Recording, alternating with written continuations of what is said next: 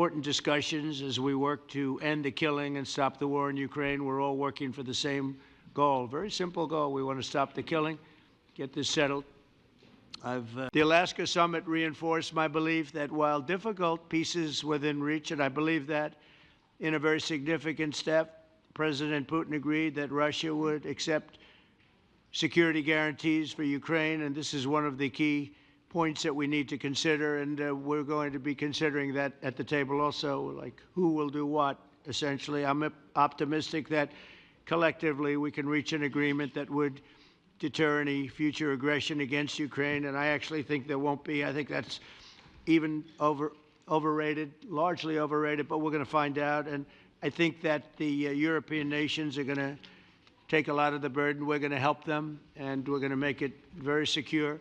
We also need to discuss the possible exchanges of territory, taking into consideration the current line of contact. That means the war zone, the war lines that are pretty obvious, very sad, actually, to look at them, and negotiating positions. President Putin, also, you have President of Ukraine, who is, you just met a little while ago, and we're going to try and get a three-party meeting, maybe as soon as we can, and I have a feeling you and President Putin are going to work something out.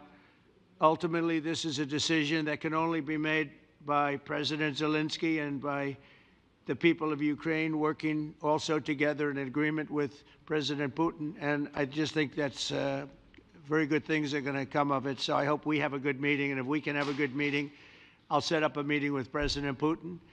And if you'd like, I'll go to that meeting. And not that I want to do that, but I will do that because we want to save a lot of people from dying. A lot of people are dying, and we got to save them. We got to save it. 5,000, 6,000, 7,000 people sometimes a week.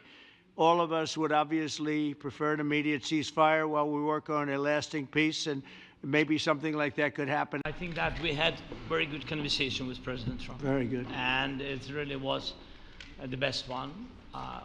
Maybe the best one will be in the future. But it was really good. And we spoke about very sensitive points. The first one is security guarantees, and we are very happy with President that all the leaders are here, and security in Ukraine depends on the United States and on you and on those leaders who are with us in our hearts. They have been online before yesterday, and etc. So a lot of countries on the side of Ukraine, our people, and all of us want to finish this war, stop Russia and stop this war. We spoke about it, and we will speak more about security guarantees. This is very important that the United States gives such strong signal and is ready for security guarantees. The second point, or maybe the first, humanitarian direction, very important to exchange all the prisoners, and I think that President will help, and I was very thankful to your wife again, Mr. President, for the letter about our abducted children, and I hope that really it can be a historic role for the people to bring kids back to the families and be happy. Get the people back, yeah? Yes. Yes, I will be very brief. I really want to thank you, President of the United States, dear Donald, for the fact that you, as I said before, broke the deadlock basically with President Putin by starting that dialogue. And I think it was in February that you had the first phone call, and from there we are now where we are today. And that is, I think if we play this well, we could end this. And we have to end this. We have to stop the killing, we have to stop the destruction of Ukraine's infrastructure. It is a terrible war, so I'm really excited. And let's make the best out of today and make sure that from today onwards we get this thing to an end as soon as possible. I really want to thank you for your leadership, what you are doing for Volodymyr, but of course also all the European colleagues. It is really crucial. And the fact that you have said, I'm willing to participate in the security guarantees is a big step. It's really a breakthrough, and it makes all the difference. So also thank you for that. Indeed, we are here, Europeans, as friends and allies. We had a fantastic NATO summit. Together as the two largest and biggest economies in the world, we had the largest trade deal ever agreed. And now we are here to work together with you on a just and lasting peace for Ukraine. Stop the killing. This is really our common interest, stop the killing. And indeed, it's very good to hear that we're working on the security guarantees, Article 5 lies security guarantees, so important. But I want to thank you also that you mentioned the thousands of Ukrainian children that have been abducted. And as a mother and grandmother, every single child has to go back to its family. This should be one of our main priorities also in these negotiations, to make sure that the children come back to Ukraine to their families. I think this is extremely helpful that we are meeting and hearing that the two of you are having such a good meeting today here in Washington. The next steps ahead are the more complicated ones now. The path is open. You opened it last Friday. But now the way is open for complicated negotiations. And to be honest, we all would like to see a ceasefire, the latest from the next meeting on. I can't imagine that the next meeting would take place without a ceasefire. So let's work on that, and let's try to put pressure on Russia, because the credibility of these efforts we are undertaking today are depending on at least a ceasefire from the beginning of the serious negotiations from next step on. So I would like to emphasize this aspect and would like to see a ceasefire from the next meeting, which should be a trilateral meeting wherever it takes place. I think it is an important day, a new phase, after 3 years and a half that we didn't see any kind of sign from the Russian side that there was a willing for dialogue. So something is changing, something has changed, thanks to you.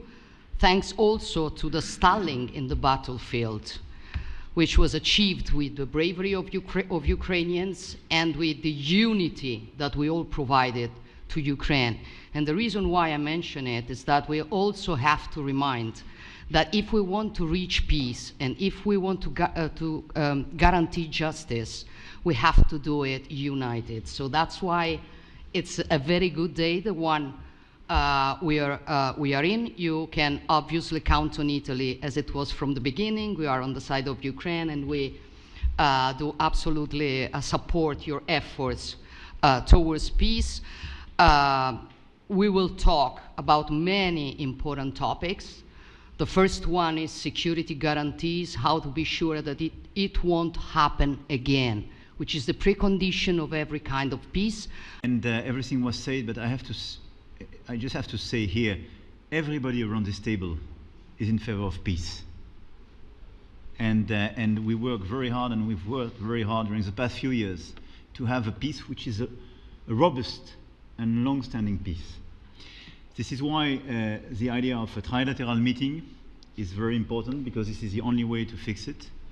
And by the way, I think as a follow-up, we would need probably a quadrilateral meeting, because when we speak about security guarantees, we speak about the whole security of the European continent. And this is why we are all united here with Ukraine on this matter. In order to organize such a trilateral meeting, your idea to ask for a truce or a ceasefire, at least to stop the killings, as we discussed, is a necessity. And we all support this idea.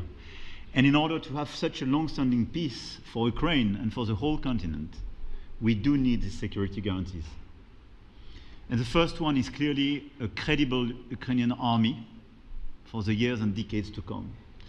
And the second one is our own commitment, all of us. And we worked very hard during the past few months among the coalition of the willings, with the support of NATO, to build the different pillars of security guarantees and our commitments.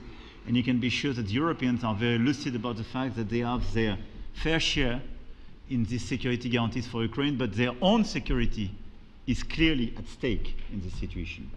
And I really feel that we can, I think, with the right approach this afternoon, make real progress, particularly on the security guarantees, and your indication of security guarantees, of some sort of Article 5 style guarantees, fits with what we've been doing with the Coalition of the Willing, which we started some months ago, bringing countries together and showing that we were prepared to step up to the plate when it came to security. With you coming alongside, the US alongside what we've already developed, I think we could take a really important step forward today. A historic step, actually, could come out of this meeting in terms of security for Ukraine and security in Europe.